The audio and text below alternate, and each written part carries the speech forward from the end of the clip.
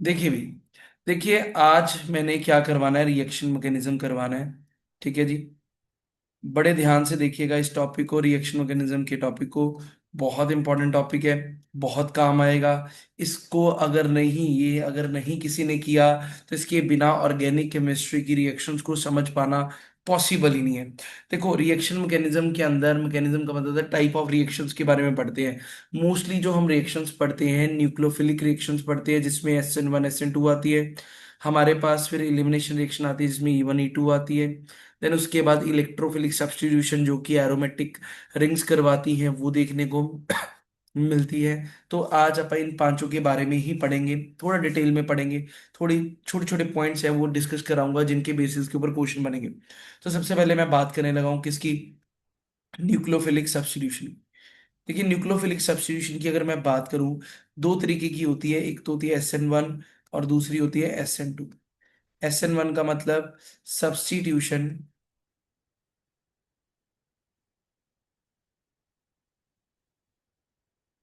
Nucleophilic unimolecular reaction. ठीक है जी। SN2 क्या होती है, सब्स्टिट्यूशन न्यूक्लियोफिलिक बायोमोलिकुलर रिएक्शन। ठीक है जी। इसके बारे में हमें पता है, कोई इसमें बड़ी लंबी चौड़ी बात है नहीं, ये हम सभी ने पढ़ी थी। देखो, अगर SN2 रिएक्शन की बात करूं, देखो SN2 में कुछ ज्यादा लंबा चौड़ा काम है नहीं, वैसे मैंने हेलोल के नेलोरिन में करवाया था। मेरे को एक बात बताओ, SN2 रिएक्शन के अंदर क्या होता था। ये एक सेकेंड ऑर्डर की रिएक्शन होती थी। हाँ जी, ये करते थे। मैं पॉइंट्स लिख रहा हूँ अब भी। जो जिन्होंने ये क्लास से ज्वाइन करा है या जिन्होंने देखा है, थोड़े दिन ही हुए हैं, उनको लगेगा ये डायरेक्ट करा रहा हूँ। डायरेक्ट नहीं, मैंने पीछे वाले लेक्चर देखोगे, एल्लोल की एलोरीन में करवाया था डिटेल में। SN2 सेकंड ऑर्डर की रिएक्शन है, हमें पता है। जो इसके अंदर रेट है, किसके ऊपर डिपेंड करता है, रेट आपके सबस्ट्रेट की कंसेंट्रेशन के ऊपर डिपेंड करता था। और हमारे पास किसकी, न्यूक्लियोफाइल की कंसेंट्रेशन के ऊपर डिपेंड करते हैं। अटैक बैक साइड से होता है, बैक साइड अटैक होता है। फिर साथ में इन्वर्जन इन कन्फिग्रेशन होती है, इन्वर्जन इन कन्फिग्रेशन होती है। ठीक है जी। ट्रांजिशन स्टेट बनती है, ट्रांजिशन स्टेट इज फॉर्म्ड। ठीक है जी। क्लियर। हमारे पास इसके अंदर क्या होता है, नो इंटरमीडिएट इज फॉर्म्ड, कोई इंटरमीडिएट कार्बोकेटाइन वगैरह नहीं बनता था, इज फॉर्म्ड।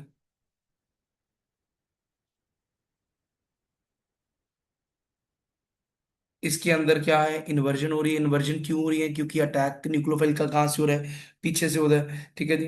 अब मान लो मेरे पास ये है CH3Cl है, इसको आप ऐसे लिखते होते थे, याद होएगा आपको। अगर मान लो न्यूक्लियोफाइल है, ये आपके पास CH3Cl है, तो हम रिएक्शन ऐसे बनाते थे।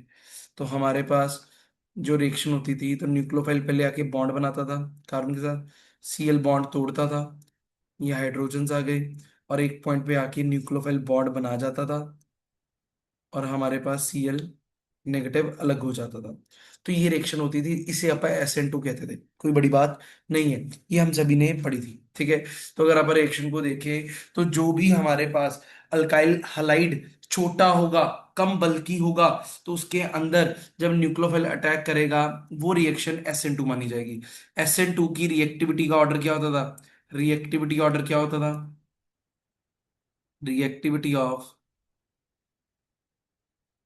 Alkyl halide. अल्काइल हलाइड की रिएक्टिविटी का ऑर्डर क्या होता था, हाँ जी बताइए। मिथाइल हलाइड की सबसे ज्यादा, then primary, then secondary, then tertiary. This is the order. ये आपके पास क्या रहता था, ऑर्डर रहता था। बोलिए, क्लियर। हाँ जी, हो जाएगा। बोलो।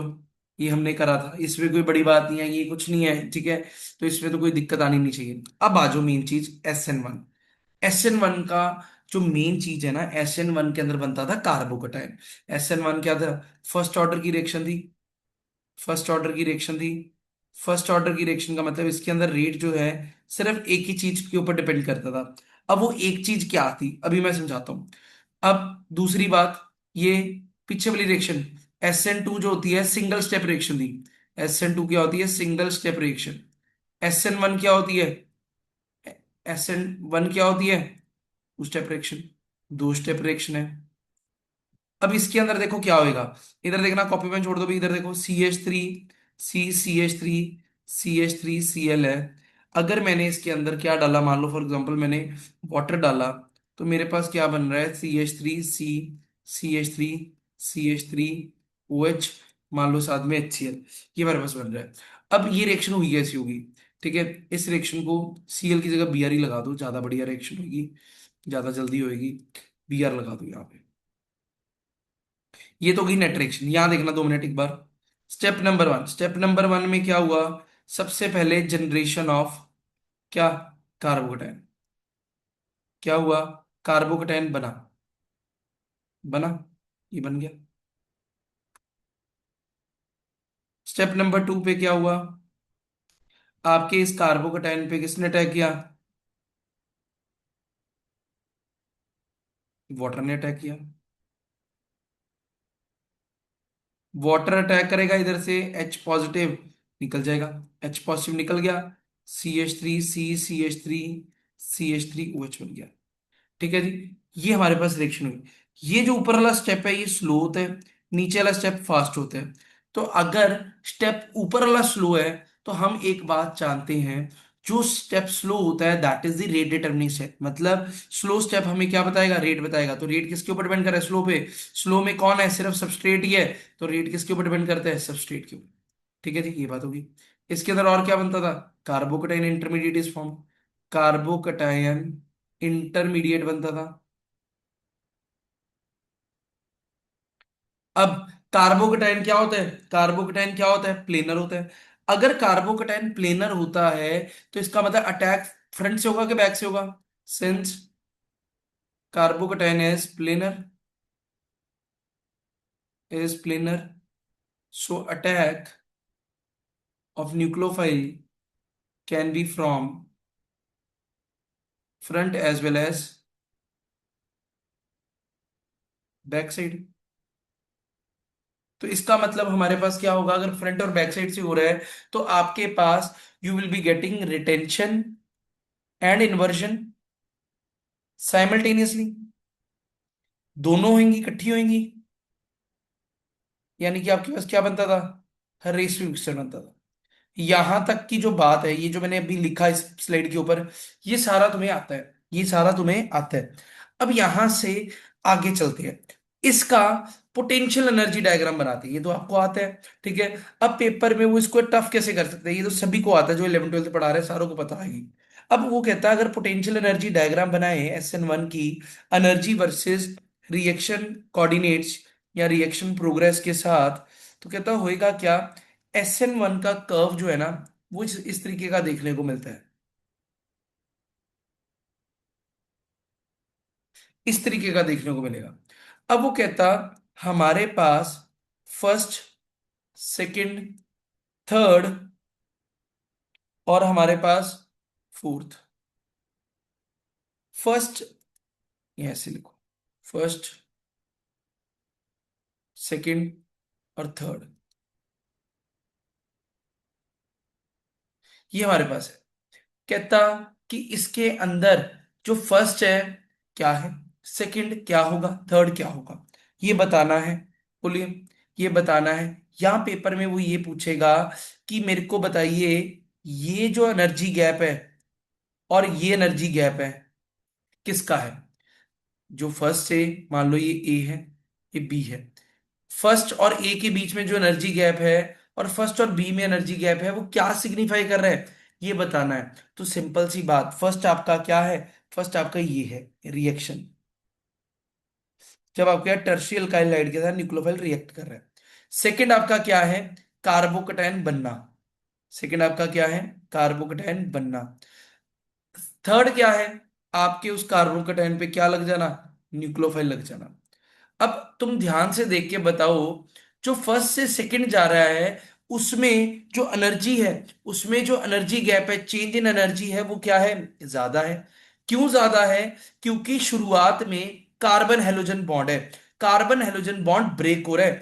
चाहे ब्रेक होने के बाद कार्बोकैटायन बन रहा है, बट इनिशियली तो उसे एनर्जी देनी पड़ेगी ना।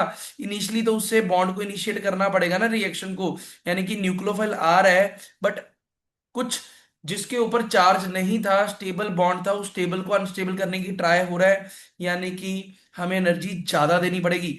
दैट्स वाई हमें एनर्जी गैप ज्यादा देखने को मिलेगा एज कंपेयर टू जब न्यूक्लियोफाइल अटैक करेगा। तो ध्यान रखना, जो कार्बन हेलोजन बॉन्ड तोड़ने के लिए एनर्जी गैप होता है वो ज्यादा होता है एज कंपेयर टू दी जब न्यूक्लियोफाइल अटैक करता है किसके ऊपर, कार्बोकेटाइन के ऊपर।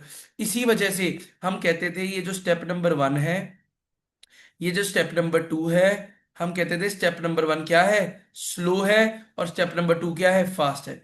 तभी तो स्टेप नंबर 1 जो है, रेट डिटर्मिनिंग स्टेप बनाना, वो स्लो था क्योंकि उसके अंदर कार्बोकेटाइन जो है बनाना मुश्किल है, पहला बॉन्ड तोड़ना मुश्किल है, इसलिए एनर्जी ज्यादा लगेगी। क्यों मुश्किल है, मुश्किल नहीं कह सकते, आप कहेंगे भाई वो क्यों टूटेगा, पर्पस क्या है उसको तोड़ने के लिए, तो उसे एनर्जी देनी पड़ेगी। ठीक है जी, क्लियर। हाँ जी, क्लियर। बोलो, ये बात समझ आई, ये ग्राफ समझ आया, बोलो। ठीक है जी। तो इसका मतलब SN1 रिएक्शन के अंदर जब हम देखते हैं सिर्फ रिएक्टेंट चेंज करवा रहा है, रिएक्टेंट चेंज करवा रहा है, यानी कि रिएक्टेंट का चेंज हो रहा है। क्यों? क्योंकि भाई जब रिएक्टेंट के साथ न्यूक्लियोफाइल इन्वॉल्व हो रहा है वो स्टेप ही इतना फास्ट था वो हमें पता ही नहीं लगा। इसलिए हम कहते हैं कि SN1 रिएक्शन सारी की सारी रिएक्टेंट पे डिपेंड करती है, क्योंकि न्यूक्लियोफाइल जब आकर अटैक कर रहा है वो स्टेप तो हमें दिखा ही नहीं। बोलो, क्लियर। हाँ जी, ठीक है। तो यहां पे देखो अगला पॉइंट, पॉइंट्स, इंपॉर्टेंट पॉइंट्स। पहला पॉइंट तो यही जो मैंने आपको कहा कि ओनली रिएक्टेंट जो है, only reactant is undergoing change in the first step. ठीक है जी। तो आप क्या कहेंगे, so we expect such reactions to be unimolecular. दूसरा, हमारे पास इन SN1 रिएक्शन, या SN1 reactions in which the nucleophile is the solvent, nucleophile जो है वो सॉल्वेंट ही है, मतलब जैसे वाटर ने अटैक करवाना है, तो आप क्या कहेंगे, they are known as, these reactions are known as solvolysis. उन्हीं रिएक्शंस को आप सॉल्वोलाइसिस रिएक्शंस का नाम देते हैं। ठीक है जी, उन्हें आप क्या कहते हैं, सॉल्वोलाइसिस का नाम देते हैं। जैसे कि example, hydrolysis of tertiary butyl chloride जो है वो एक सॉल्वोलाइसिस रिएक्शन है, उसमें सॉल्वोलाइसिस हो रही है। ठीक है, तो सॉल्वोलाइसिस और कुछ नहीं, हाइड्रोलिसिस को ही कहते हैं SN1 मैकेनिज्म के थ्रू। क्लियर। ठीक है जी। तीसरा, हमारे पास तीसरे की अगर बात करें, the Hammond postulate, Hammond postulate suggests that the activation energy of the first step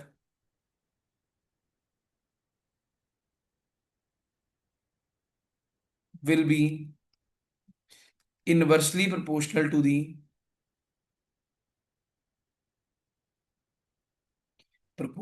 the stability of carbocation intermediate. तो याद रखना, ये पोस्टुलेट दिया गया था हैमंड की तरफ से कि जो एक्टिवेशन आपने पहले स्टेप के अंदर देखी है ना, पहले स्टेप की एक्टिवेशन एनर्जी ज्यादा है ना दूसरे से, तो जितनी एक्टिवेशन एनर्जी ज्यादा होगी, जितनी एक्टिवेशन एनर्जी ज्यादा होगी उतना कार्बोकेटाइन क्या होगा, कम स्टेबल होएगा। ऑब्वियस ही बात है, हाँ या ना, हाँ या ना। अगर एक्टिवेशन एनर्जी बहुत ज्यादा है, क्या कार्बोकेटाइन बनेगा, बोलो, क्या कार्बोकेटाइन बनेगा, नहीं बनेगा भाई, चाहे टर्सरी क्यों ना हो। भाई वो बनाने के लिए एफर्ट ज्यादा लग रहा है ना, वो बनने के बाद स्टेबल होएगा, क्या करेंगे भाई, उसको बनाना कितना मुश्किल है। समझ रहे हो मेरी बात, समझ रहे हो मेरी बात। अगर मैं कहूं, अगर मैं कहूं तुम्हारा पेपर है, चाइना जाके इस गांव के अंदर जाके पढ़ोगे तो बहुत अच्छी पढ़ाई होएगी, तुम दिन के अंदर 18 घंटे पढ़ पाओगे, ओ भाई क्या जा पाओगे, बोलो क्या पढ़ पाओगे वहां जाके। ओ नहीं भाई, ठीक है वहां जाके पढ़ाई अच्छी होएगी बट जाएगा कौन वहां पे जाके, खाना कौन बना के देगा वहां। ठीक है, तो दिक्कत आ जाएगी। तो वो क्या है, वो ये बता रहा है, ठीक है। तो चाहे वहां जाके आउटपुट 18 घंटे की निकल आएगी चाइना में जाके, बट अभी जाना भी तो कितना मुश्किल है, कौन जाएगा। ठीक है, क्लियर, बोलो क्लियर, ये बात ध्यान रहेगी, ध्यान रहेगी। तो इसलिए कई बार अपनी अजम्पशन अपन लगा देते हैं, तो वो अजम्पशन नहीं लगानी, ठीक है। तो अपन वहां पे जाके कहेंगे नहीं जी कार्बोकेटाइन की स्टेबिलिटी ज्यादा प्ले कर रही है। नहीं, कार्बोकेटाइन स्टेबल तभी होएगा जब बनाना आसान होएगा, अगर का बनाना ही बड़ा मुश्किल है तो कार्बोकेटाइन जितना मर्जी 3 डिग्री हो, नहीं स्टेबल माना जाएगा। बोलो क्लियर, बोलो क्लियर। चलें, अब कार्बोकेटाइन की स्टेबिलिटी देखते हैं। देखो ये तो तुम्हें पता ही होगा, वैसे कार्बोकेटाइन की स्टेबिलिटी देखनी है अगर सिंपली पूछ ले, ठीक है। कार्बोकेटाइन की स्टेबिलिटी की बात करें, CH3 positive, CH3 CH2 positive, CH3 CH CH3 positive, ठीक है जी। CH2 double bond CH CH2 positive, ठीक है जी। ये हमारे पास आ गया, और हमारे पास ये आ गया, ये आ गया। बताओ सबसे ज्यादा स्टेबल कौन, सबसे ज्यादा स्टेबल कौन। हाँ जी,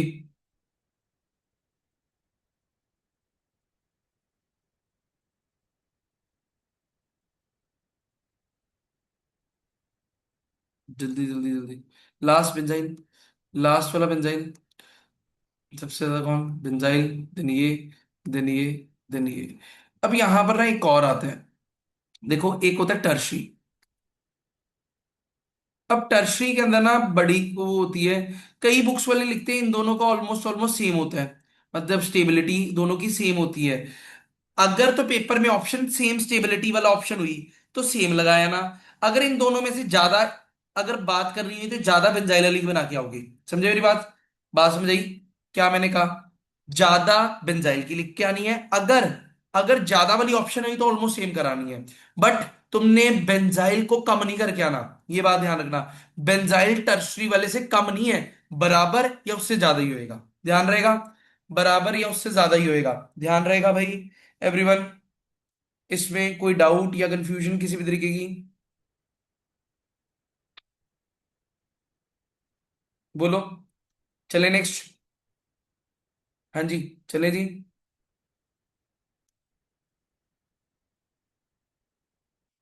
हो जाएगा। नेक्स्ट आ जाओ, नेक्स्ट हमारे पास activation bye electrophilic cations,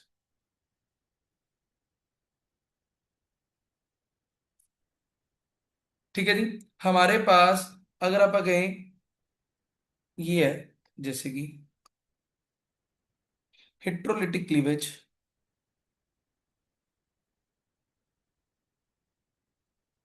of the carbon halogen bond of alkyl halide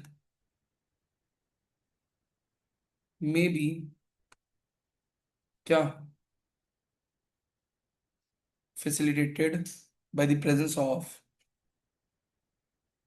certain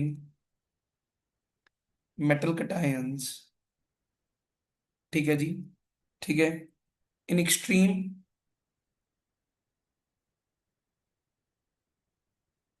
कार्बोकेटायंस में भी जनरेटेड,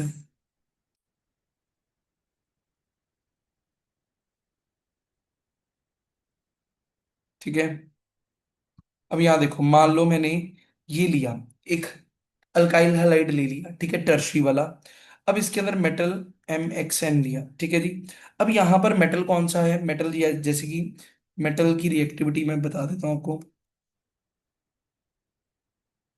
मेटल यहाँ पे एल्यूमिनियम भी हो सकता है, सबसे ज्यादा रिएक्टिव होएगा, आयरन भी हो सकता है, टिन भी हो सकता है, जिंक भी हो सकता है, इनमें से कोई भी हो सकता है। तो कहता होता क्या है, कई बार जो मेटल कटायंस होते हैं, मेटल कटायंस होते हैं, MXN लिखा है ना, तो MXN मतलब जैसे AlCl3 हो गया, इस तरीके से समझ रहे हो ना, MXN का मतलब क्या होगा, AlCl3, जैसे Al3 पॉजिटिव बनेगा, सबसे रिएक्टिव होगा। कहता है ऐसे जो मेटल कटायंस होते हैं ना, तो आपके कार्बन हेलोजन बॉन्ड को बहुत जल्दी तोड़ के क्या बना देते हैं, कार्बोकेटाइन बना देते हैं, मतलब आपकी रिएक्शन को प्रोसीड करवा देते हैं किसके थ्रू, SN1 के थ्रू, क्लियर। और साथ में क्या बनेगा, MXN, साथ में X नेगेटिव बन जाएगा। बोलो क्लियर, बोलो क्लियर, इसमें कोई डाउट। ठीक है जी, इसमें कोई डाउट?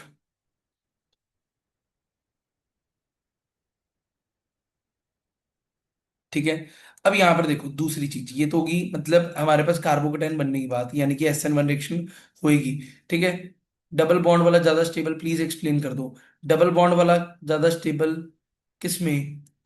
डबल बॉन्ड, अच्छा ये पीछे अलाइन वाला कह रहे हो, इसलिए क्योंकि यहाँ रेजोनेंस हो जाएगी, यहाँ डीलोकलाइजेशन हो जाएगी, बॉन्ड शिफ्ट कर जाएगा, इस वजह से वो ज्यादा स्टेबल है। ठीक है जी। जसविंदर जी, अलाइली पूछ रहे थे ना पीछे वाला। अब यहां देखो एक और चीज, अगर आपके पास क्या है, वो कहता है अगर प्राइमरी और सेकेंडरी अल्काइल हैलाइड है ना, तो ये नहीं कहना वो SN1 नहीं करा सकता, वो करवा सकता है। अगर आपने सिल्वर नाइट्रेट यूज किया है प्राइमरी और सेकेंडरी अल्काइल हैलाइड के साथ, तो रीअरेंजमेंट हो सकती हुई तो हो जाएगी प्रोडक्ट बनने से पहले। इफ, क्या लिखेंगे, इन, ऐसे लिखो, इन एक्वस और alcoholic solution it promotes ionization of alkyl halide and the formation of SN1 products when क्या, AgNO3 सिल्वर नाइट्रेट जो है इज यूज्ड विद क्या, प्राइमरी और सेकेंडरी अल्काइल हाइड रीअरेंजमेंट में occurs। ये याद रखनी है चीजें, ये छोटे छोटे पॉइंट्स हैं जो आप कहते हो ना कहाँ से आ जाते हैं, ये आपके सारे थोड़े BSc लेवल के टॉपिक पॉइंट्स आ गए। ठीक है। रीअरेंजमेंट हो सकती है, जैसे कि मान लो ये मैंने लिखा CH3C CH3H CH2 Br है, इसके अंदर मैंने वाटर डाला बट AgNO3 ब्रेंस में डाला। अगर तो नॉर्मल वाटर डाला होता तो OH यहाँ ही पे लग जाना था, बट मैंने AgNO3 ब्रेंस में डाला, तो यहाँ नहीं OH लगेगा, यहाँ पे जाके लगेगा, रीअरेंजमेंट हो जाएगी, शिफ्टिंग हो जाएगी, तो मेरे पास यहाँ पर OH लगेगा, AgBr+HNO3, ये प्रोडक्ट बनेगा। बोलो क्लियर? हाँ जी। इसमें कोई डाउट या कंफ्यूजन किसी भी तरीके की? कर लेंगे। हाँ जी, हो जाएगा।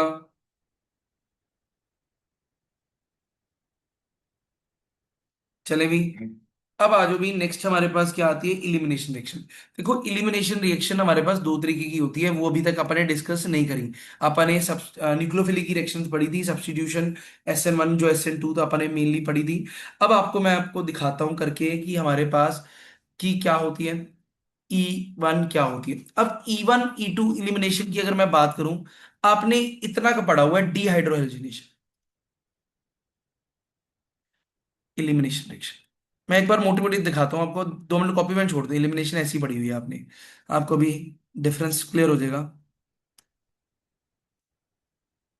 अगर मान लो मैंने KOH अल्कोहलिक डाला, KOH अल्कोहलिक डाला, तो KOH अल्कोहलिक करता क्या था, देखो इधर, देखो क्या करते थे, मैं ऐसे लिखता होता था K positive OH negative, nucleophile आएगा, न्यूक्लियोफाइल H को ऑब्स्ट्रक्ट कर लेगा, उल्टा लिख दिया, न्यूक्लियोफाइल जो है H पॉजिटिव को ऑब्स्ट्रक्ट करेगा, H पॉजिटिव को ऑब्स्ट्रक्ट करेगा, ये वाला बॉन्ड दे देगा, क्लोरीन अपना बॉन्ड लेके के पॉजिटिव के पास आएगा, तो क्या बनेगा, CH2 डबल बॉन्ड CH2, साथ में वाटर और साथ में KCl।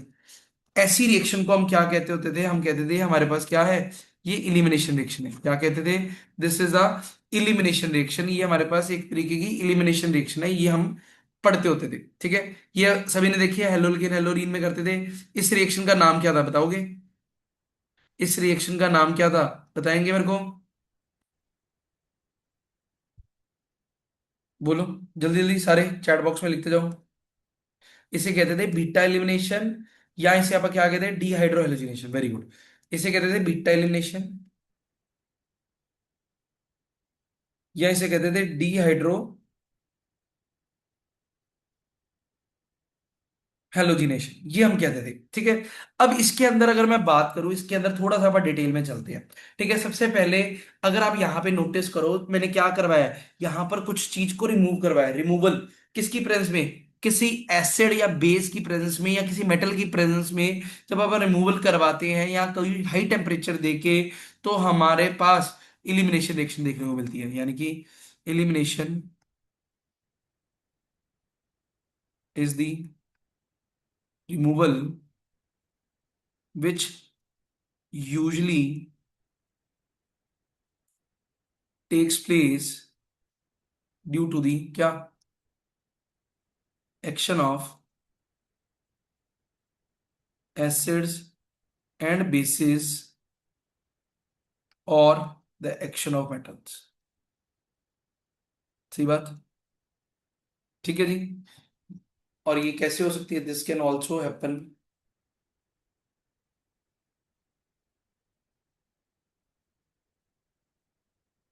Through the process of heating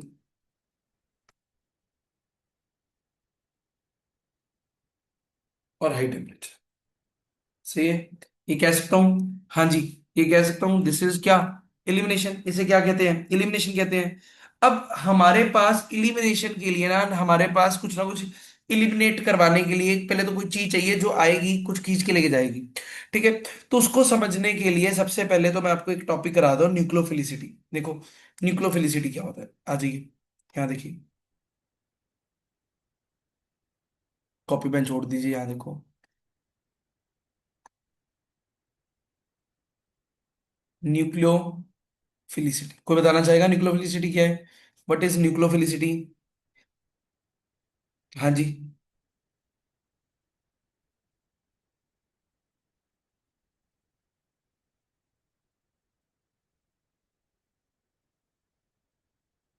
बोलो।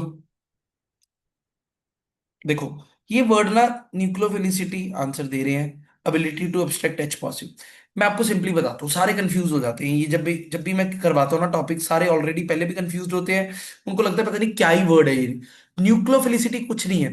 देखो हम क्या पढ़ते थे, कार्बन हेलोजन बॉन्ड है, न्यूक्लियोफाइल आ रहा है। मेरे को एक बात बताओ, ये न्यूक्लियोफाइल क्यों आएगा? जब एक्स निकलेगा, है ना?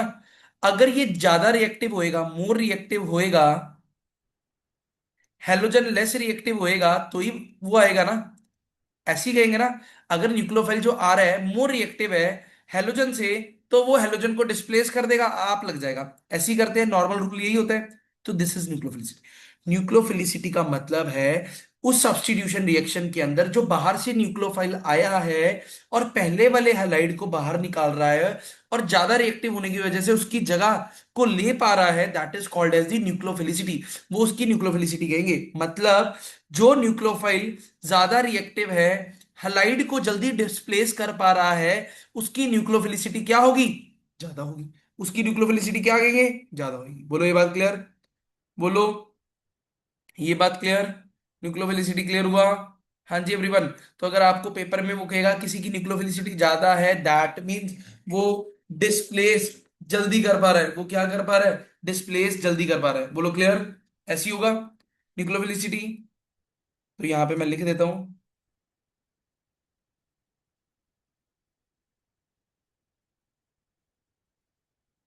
is thereby related to the relative rates of substitution reaction at the क्या, कार्बन हेलोजन एट या halogen atom, halogen bearing carbon atom in the alkyl light. ठीक है जी, अल्काइल लाइट के अंदर। बोलो clear? The most reactive nucleophiles are said to be more nucleophilic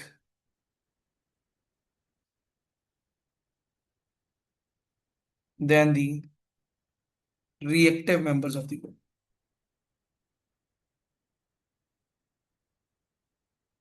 तो अगर मैं न्यूक्लियोफिलिसिटी की बात करूं, ऑर्डर देखो भी, न्यूक्लियोफिलिसिटी का ऑर्डर याद रखना है आपने। वैसे ही मतलब इतना जरूरी भी नहीं है, बट ध्यान में रखना। ठीक है। Acetate, then chloride, bromide, azide,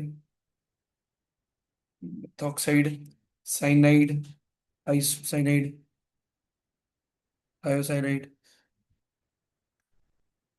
ये हमारे पास बनेगा। ठीक है, ये हमारे पास आ जाएगा। बोलो क्लियर? ये clear? This is the order of nucleophilicity. ठीक है।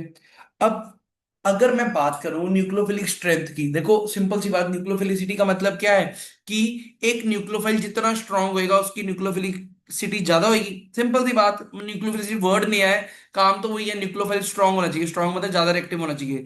तो न्यूक्लियोफिलिक स्ट्रेंथ किस बात पर डिपेंड करती है, बताएंगे मेरे को? बोलो, न्यूक्लियोफिलिक स्ट्रेंथ किस पे डिपेंड करती है? हाँ जी। पहली बात भाई, एक न्यूक्लियोफाइल, न्यूक्लियोफाइल दो तरीके के होते हैं। एक होते हैं जिसके ऊपर नेगेटिव चार्ज हो, एक होता है जिसके ऊपर कोई चार्ज ना हो। नेगेटिवली चार्ज एंड न्यूट्रल, दो चीजें न्यूक्लियोफाइल की तरह काम करती है ना। दोनों में से कौन रिएक्टिव होगा? पहली बात, हमारे पास जिसके ऊपर नेगेटिव चार्ज होगा। तो इसका मतलब तुमने कहना जी नेगेटिव लोकलाइज इलेक्ट्रॉन्स वाला, ठीक है जी त्रिलोचन जी। जो लोकलाइज इलेक्ट्रॉन पेयर वाला होता है, चार्ज कोई नहीं होता, न्यूट्रल होता है, वो कम रिएक्टिव होएगा, यानी कि उसकी न्यूक्लियोफिलिसिटी कम होएगी as compare to the negative one. बोलो क्लियर? हाँ जी, क्लियर। बोलो, अगर पीरियोडिक टेबल की अगर मैं बात करूं, अगर मैं लेफ्ट टू राइट जाऊं, पीरियोडिक टेबल के अंदर लेफ्ट टू राइट जाऊं, तो आपकी न्यूक्लियोफिलिसिटी घट जाएगी। ठीक है, न्यूक्लियोफिलिसिटी घट जाएगी। और अगर मैं टॉप से बॉटम जाऊं, न्यूक्लियोफिलिसिटी बढ़ जाएगी। तो 3 पॉइंट लिखवा रहा हूं, न्यूक्लियोफिलिक स्ट्रेंथ के, न्यूक्लियोफिलिसिटी के, ध्यान रखना पेपर में क्वेश्चन आता होता है कि बताइए न्यूक्लियोफिलिसिटी किसकी ज्यादा होगी, out of the following which will be better nucleophile. ठीक है, इस तरीके के क्वेश्चन आते हैं, यहाँ इनमें से कौन सा ज्यादा बढ़िया न्यूक्लियोफाइल होगा, कौन जल्दी डिस्प्लेस करेगा, इस तरीके के क्वेश्चन देखने को मिलते हैं। तो आपने इंक्रीजिंग न्यूक्लियोफिलिक स्ट्रेंथ की बात करनी है। इंक्रीजिंग न्यूक्लियोफिलिक स्ट्रेंथ क्या होगी? सबसे पहले हमारे पास, आपने पहला पॉइंट ध्यान में रखना है, negatively charged species are more nucleophilic, ठीक है जी, किससे? Then equivalent neutral species. सही बात। सेकेंड पॉइंट, सेकेंड पॉइंट की बात करते हैं। For a given period in the periodic table, periodic table के अंदर बात करें, न्यूक्लियोफिलिसिटी क्या करेगी, बढ़ेगी घटेगी? Nucleophilicity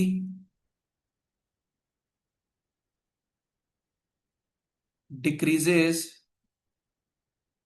as we move from left to right. ठीक है जी। हमारे पास तीसरा, अगर आप ग्रुप की बात करें,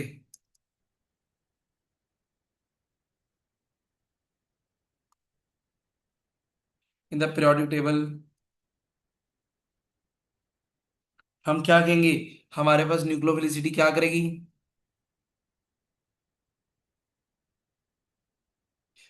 increases from top to bottom. बोलो क्लियर? हाँ जी, इसमें कोई डाउट?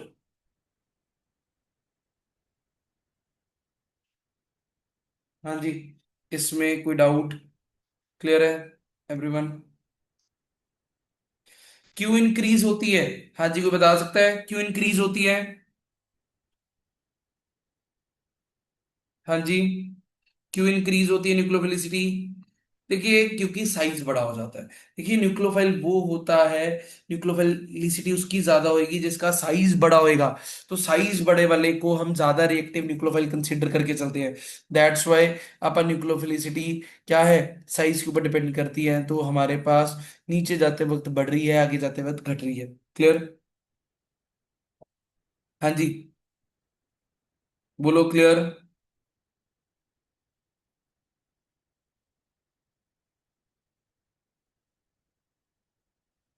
हो जाएगा, कर लेंगे।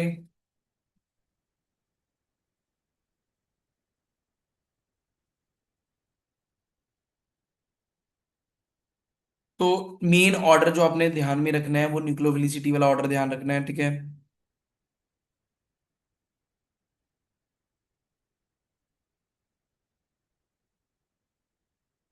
चले नेक्स्ट। नेक्स्ट हम बात करते हैं, हमारे पास क्या, इलिमिनेशन रिएक्शन के बारे में। अब थोड़ा इलिमिनेशन रिएक्शन को समझते हैं। इलिमिनेशन रिएक्शन कौन कौन सी होती है, देखिए। इलिमिनेशन रिएक्शन की अगर मैं बात करूं, हमारे पास दो तरीके की है, E1 and E2।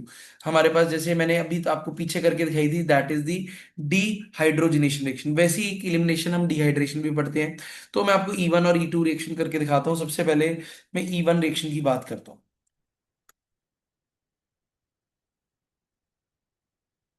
E1 reaction को आप क्या कहते हैं? यूनिमोलिकुलर इलिमिनेशन कहते हैं। इलिमिनेशन, ठीक है जी। क्या है? दो स्टेप्स के अंदर है। Same like SN1, two steps are involve. ठीक है जी। दो स्टेप्स इन्वॉल्व होंगे। कौन कौन से? सबसे पहले आयोनाइजेशन। आपके पास आयंस बनेंगे, चार्जेस बनेंगे, ठीक है, कटायन कार्बोकटायन बनेगा। फिर क्या होगी? डी प्रोटोनेशन यानी कि हाइड्रोजन की abstraction होगी कोई बेस के थ्रू। ठीक है। तो जब आयोनाइजेशन होगी तो क्या होगा? फॉर्मेशन ऑफ कार्बोकटायन होएगा।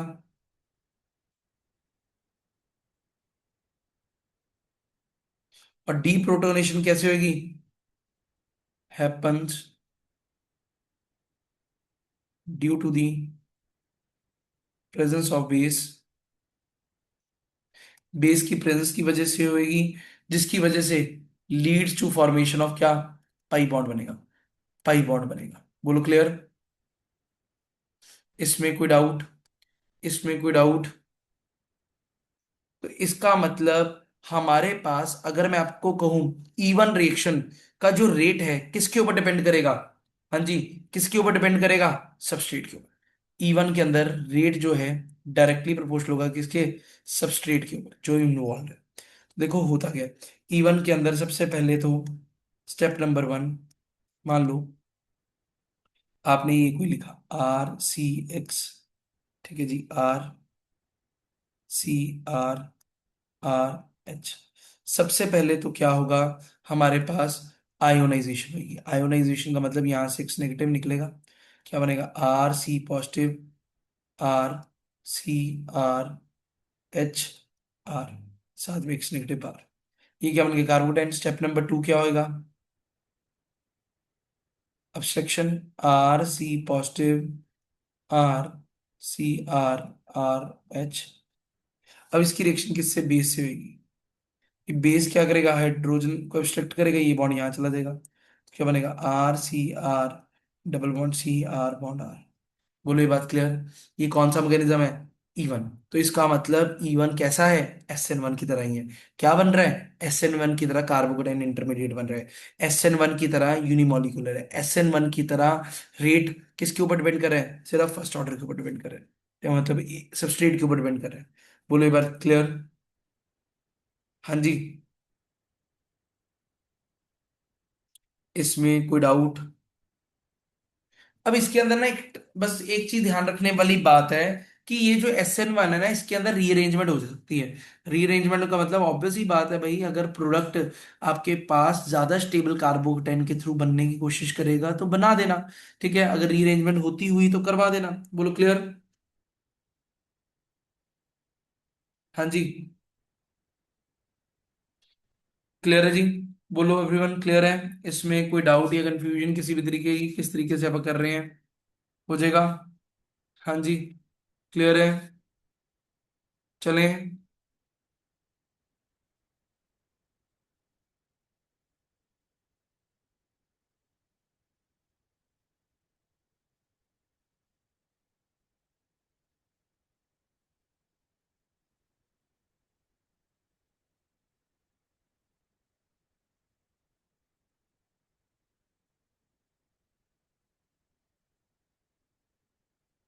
जस्ट एक सेकंड होल्ड करिएगा, जस्ट एक सेकंड।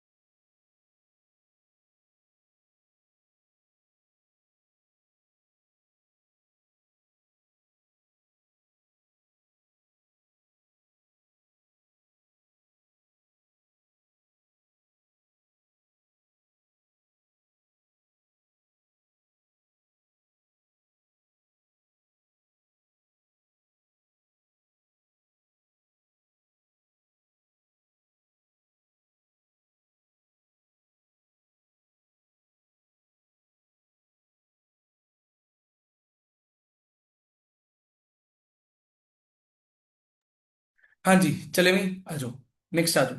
ये होगी E1 रिएक्शन। E1 के बाद हमारे पास आती है नेक्स्ट जो हमने ध्यान में रखनी है, that is the E2 reaction. E2 यानी कि elimination biomolecular reaction, E2 reaction. E2 reaction की बात करें, क्या है? Biomolecular elimination. बायोमोलिकुलर एलिमिनेशन की बात हो रही है। इसके अंदर क्या होगा हमारे पास? कार्बन हाइड्रोजन और कार्बन हाइड्रोजन बॉन्ड जो है, क्या होंगे? टूट के क्या बनाएंगे? Double bond hair,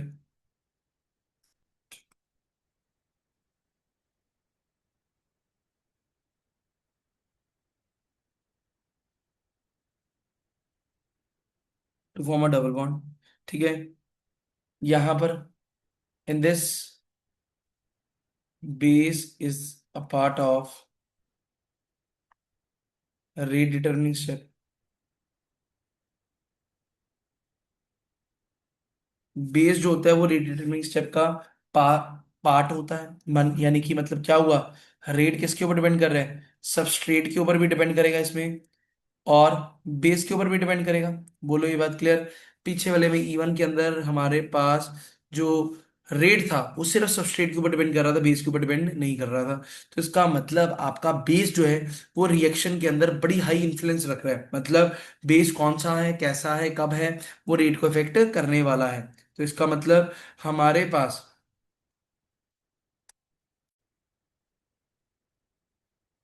reaction rate is mostly proportional to the, क्या? Concentration of both the eliminating agent and क्या? The substrate.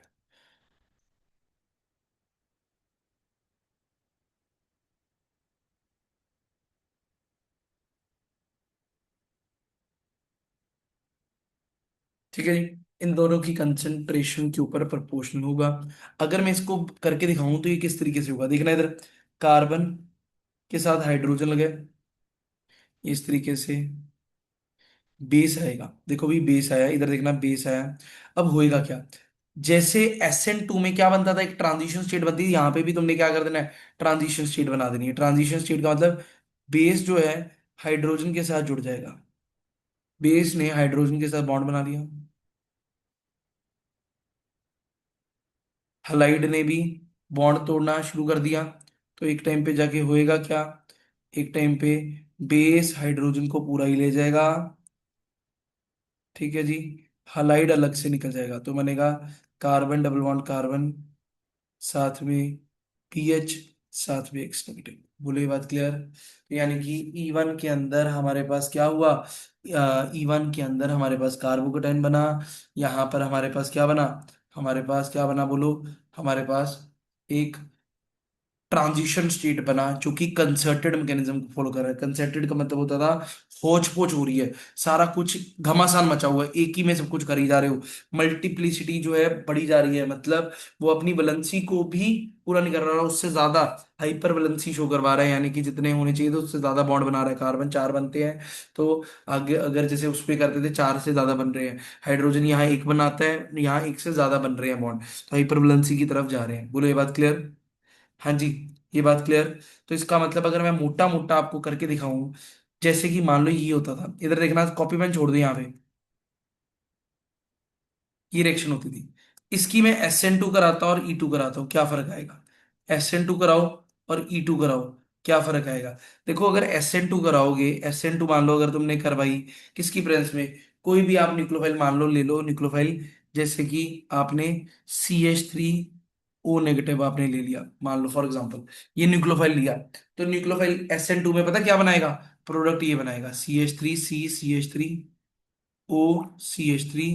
साथ में Br नेगेटिव, ये बनाएगा। बट अगर E2 रिएक्शन आपने करवाई, यही CH3O नेगेटिव की प्रेजेंस में, ठीक है, क्या होगा? आपके पास बनेगा CH2 double bond C, CH3, और साथ में क्या बनेगा? HBr। बोलो क्लियर? रुको, HBr नहीं बनेगा, ये बनेगा CH3OH, CH3OH, और साथ में Br नेगेटिव, ये बनेगा। बात समझ आई? ये बात समझ आई कैसे बनाया मैंने?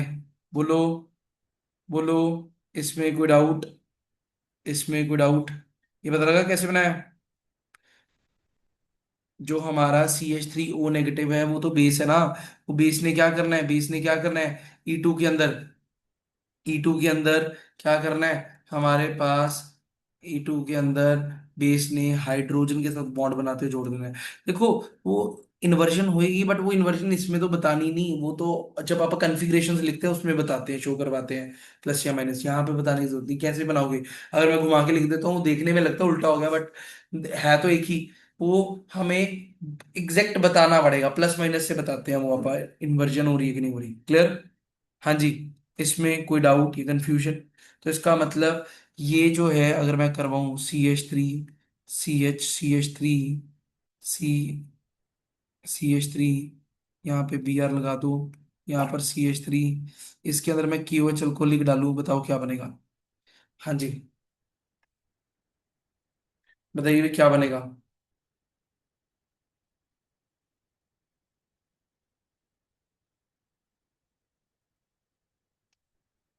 क्या बनेगा प्रोडक्ट, बताएंगे? देखो, तो इसके अंदर हम क्या कराएंगे? इलिमिनेशन कराएंगे। ये तो ऑलरेडी मैंने करवा रखी है, हेलोजन हेलोरीन में करवाया था। सिंपल है, ये तो कुछ भी नहीं करना इसमें। जस्ट अपन ने सीधा काम किया था, हमने कहा था एक हेलोजन के साथ लगा अल्फा, उसके साथ ले बीटा, तो बीटा से हाइड्रोजन निकलेगा, डबल बॉन्ड आएगा अल्फा बीटा के बीच में। तो दो पॉसिबिलिटीज बनेगी, एक तो यहाँ पे बनेगा, एक आपके राइट साइड में बनेगा।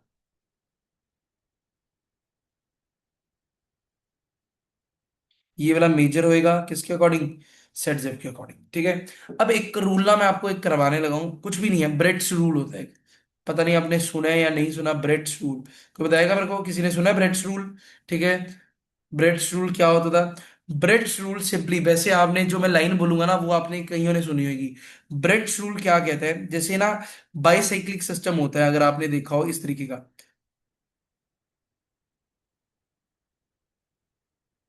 इस तरीके के स्ट्रक्चर तो पक्का आपने देखे होंगे। ऐसा, ऐसे सिस्टम देखी होंगी। ठीक है। तो ये जो है हमारे पास, अगर आप बात करें, इसे कहते हैं जी ब्रिज हेड कार्बन। ठीक है जी, ब्रिज हेड कार्बन।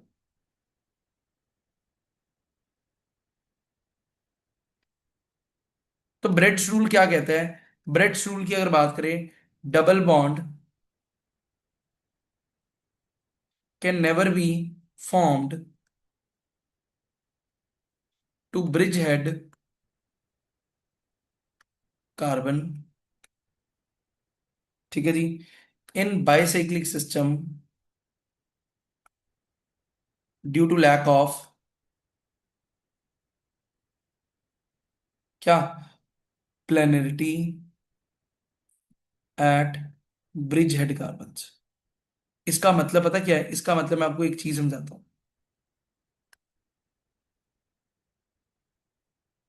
मतलब इसका मतलब ये है कि आप पेपर में कई बार एलिमिनेशन का प्रोडक्ट पूछ लेते हैं, तो वहां पे आप ऐसे प्रोडक्ट बनाए हो, ये ऐसे बनाए हो, या ऐसे, ये डबल बॉन्ड ऐसे एग्जिस्ट नहीं कर सकते, यानी कि जो ब्रिज हेड वाला कार्बन है उसके साथ डबल बॉन्ड जो है अनस्टेबल होएगा। तो इसका मतलब मैं तुम्हें एक चीज करके दिखाता हूँ। अगर पेपर में ये रिएक्शन हुई,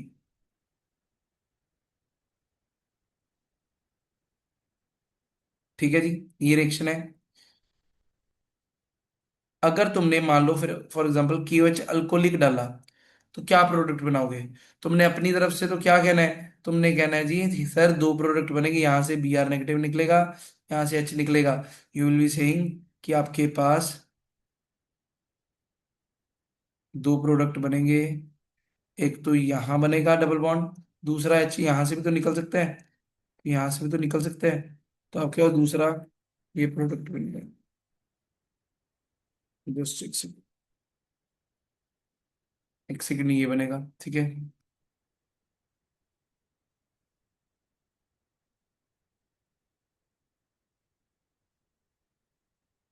अब दोनों में से मेजर कौन सा है? अब यहाँ पे ये क्या है? ब्रिज हेड कार्बन पे डबल बॉन्ड है, तो ये तो अनस्टेबल है, ये माइनर होएगा, ये मेजर होएगा। बात समझ आई? बोलो, ये बात क्लियर हुई? इसमें कोई डाउट? पता लगा? हाँ जी, इसमें पता लगा, हो जाएगा।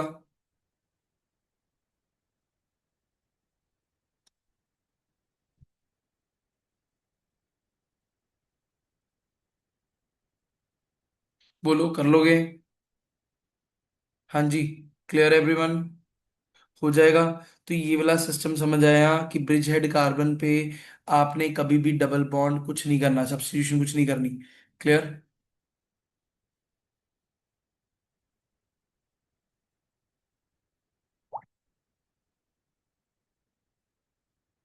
How do we know SN2 करनी है या एलिमिनेशन करनी है? मैं आपको बताऊंगा, वो तो मैं आपको एग्जांपल, नहीं यहाँ पे देखो, ये ना देखो, ये जो मैंने करके दिखाया, तुम यहाँ पे कंफ्यूज हो गए। मैंने ये नहीं करके दिखाया, मैंने, आप समझे नहीं बात। ये नहीं कहा कि SN2, मैंने तुम्हें एग्जांपल करके दिखाई है, CH3O नेगेटिव। अगर SN2 कराएगा तो ऐसे कराएगा, अगर E2 कराएगा ये कराएगा। पेपर में जाके तो अपन न्यूक्लियोफिलिसिटी देखेंगे ना, अगर न्यूक्लियोफिलिसिटी ज्यादा होगी तो वो इलिमिनेशन करवा रहा होगा। ठीक है। न्यूक्लियो, वही तो बताया आपको, कंसेप्ट सारा समझाइए, तो मैंने करके दिखाया है ये तो। ये नहीं कहा मैंने CH3O नेगेटिव कभी SN2 कराएगा कभी E2, मैंने कहा जी अगर SN2 कराएगा ऐसे होएगा, ताकि कंफ्यूजन ना खत्म हो जाए कि ऐसे होती थी E2 भी ये होती।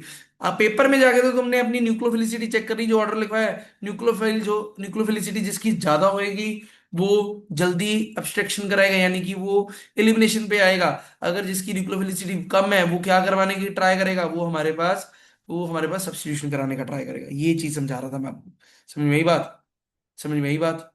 जैसे तुम ये छोड़ ही दो यार, तुमने फिर पेपर में ऐसे ही लिख लेना, यहाँ OCH3 की जगह ना आई नेगेटिव लिख लो, आई नेगेटिव की हमारे पास, नहीं, हम यहाँ पे मैंने, चलो लिख लो यार, OCH3 लिख लो, कोई फर्क नहीं है।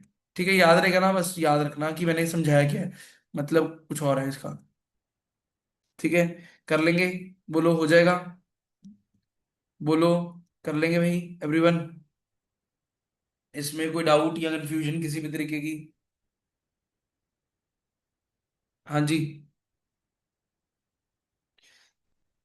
मैं आपको इस दोबारा एक एग्जांपल कराता हूँ। जैसे मैंने ऑर्डर क्या लिखवाया था, अगर आपको याद हो, ऑर्डर क्या था न्यूक्लियोफिलिसिटी का? सबसे ज्यादा किसकी थी? न्यूक्लियोफिलिसिटी सबसे ज्यादा किसकी थी? हाँ जी, याद है? सबसे ज्यादा किसकी थी? आई नेगेटिव की थी। आई नेगेटिव की थी, ऐसी था। हमारे पास SCN नेगेटिव, CN नेगेटिव, यही ऑर्डर बनाया था। ये ऑर्डर था हमारे पास क्या? न्यूक्लियोफिलिसिटी का। ठीक है। तो अगर हमारे पास, अगर आप बनाए CH3O नेगेटिव का और आई नेगेटिव का, तो आई नेगेटिव की न्यूक्लियोफिलिसिटी ज्यादा है, तो वो क्या कराएगा, जल्दी हमारे पास क्या करा देगा, एलिमिनेशन करा देगा। ठीक है जी। As compare to CH3O negative, तो रिलेटिवली ये बात करनी है आपने। ठीक है, कर लोगे? इतना काम हो जाएगा? बोलो एवरीवन। तो इतना कर लीजिए, बाकी का अपन नेक्स्ट क्लास में कम करते हैं। ठीक है जी। क्लियर? ठीक है। Clear everyone? चलो।